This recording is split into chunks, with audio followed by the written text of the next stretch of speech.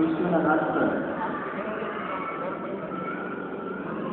Kagabi ay pinalatan ng pastor tungkol sa ating Panginoon Kristo. Ating napahayag na ang ating Panginoon Kristo ay Diyos patay sa ating mga ginawang pag-aaral sa gabi. Mayroon dito dalawang tanong na nasa ating kamay. Ang una ay ito ang tanong niya, totoo po ba na si Kristo ay Panginoon at Ama ay Diyos? At ang kanyang talata ay nasa aklat ng unang Korinto 8:6. Ganito nga ang pagkakabanggit sa atin ng talata. Ngunit sa ganang atin ay may isang Diyos lamang ang Ama, na buhat sa Kanya ang lahat ng mga bagay, at tayo sa Kanya, at isa lamang Panginoon Jesu Kristo, na sa pamamagitan niya ang lahat ng mga bagay at tayo sa pamamagitan niya. So parang lumalabas sa talata na si Jesus ay Panginoon at hindi siya Diyos. At ang Ama ay Diyos at hindi siya Panginoon. Ganun po bang pagkakaunawa ng mga talatang ito at ng mga sulat ng banal na sulatan? Ang sagot po natin hindi. Ang salitang Panginoon at salitang o ang titulo na Panginoon at titulo na Diyos ay parehong kinakapit sa Ama at kay Kristo. Nagaya ng halimbawa, bigyan natin ng halimbawa mga kapatid. Sa 11:25 po ng aklat ng San Juan ay, Mateo 11:25 ay ang salitang Panginoon ay sinapit ito sa Ama. Ang sabi dito sa 11:25 ng aklat ng Juan ng Mateo ay ganito. Nang panahon niyaon ay sumagot si Jesus at sinabi, ako'y nagpapasalamat sa iyo, O Ama, Panginoon ng langit at ng lupa.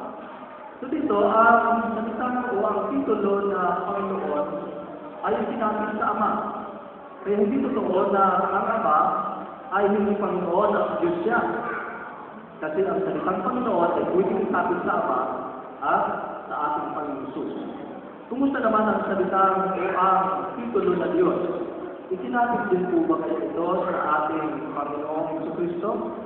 Tingnan naman natin ang aklat ng Tito, Kapitulo 2, talata 3. Ito ang sinasabi sa atin, nahintayin niyo ang kapalat na pag-asa at ang pagpapakita ng kaluwalhatian ng ating dakilang Diyos at tagapagligtas na sino? Batay sa talata na si Jesucristo. Kaya dito sa talata nito, mapapansin mo na ang salita o ang titulo sa Diyos ay sinapit din kay Jesucristo. Kaya kung ang totoo po ba na si Kristo ay Panginoon at ang Ama ay Diyos, totoo po yun.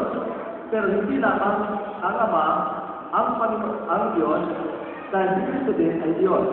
At hindi lamang si Kristo ang Panginoon sapagkat ang ating Ama na nasa langit ay Panginoon din. Pareho sila Panginoon at Diyos, mga kapatid.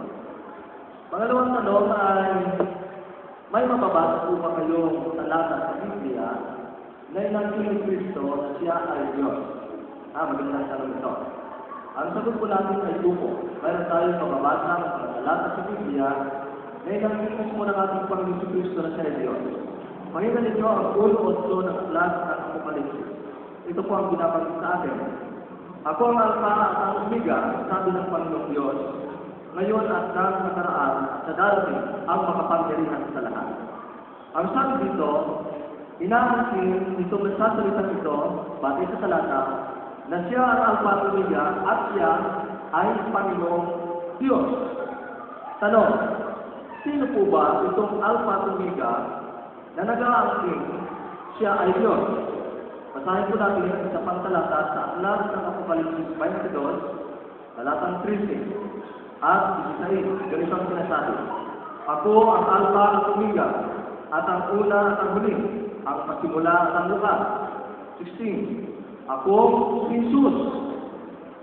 So dito sa verse 16, mga kapatid, si Jesus ang nagsasalita na Alpha at Omega, nang sabi niya, ako ang Panginoong Diyos na makapangyarihan sa lahat.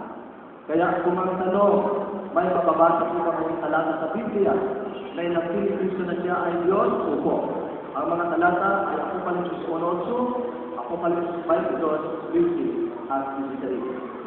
Sa ating nagling pagsagot sa mga tanong ngayon, at doon sa mga gusto pang magtanong, bukas po ay ulit-ulit kayong magtanong. Sulat po ninyo sa kapirasong papel na ganito, bigay po ninyo ang isa pang elders natin kahit sa pagturo kayo sa akin, upang bukas ay ating pong sasagutin.